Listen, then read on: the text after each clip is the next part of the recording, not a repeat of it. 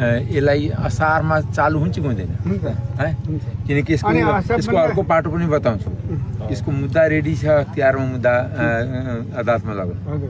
तर हामी आग्रह गरेका छौँ कि यदि असारसम्म बन्यो भने मुद्दा नलग्दा हुन्छ किनभने त्यसमा अहिलेको डिजी साहबले धेरै कर्मचारीहरू जान सक्छ र त्यसपछि झन् 10-5 वर्ष अल्पत्र पर्छ किनकि मुद्दा जबसम्म टुङ्गाउन लागेसम्म त हामी तपाईसँग एकदम क्लियर अनि पहिलेको जस्तो किनकि यो सरकारको काम गराए अरू सरकारभन्दा फरक छ त्यो देखिराख्नु भएको छ तपाईँलाई केही अप्ठ्यारो छ भने कानुनी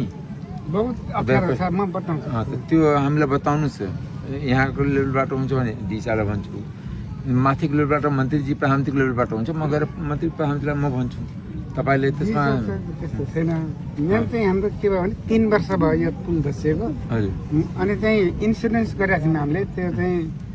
मिटर ब्याज जस्तो एकदम महँगो भयो 30,85,000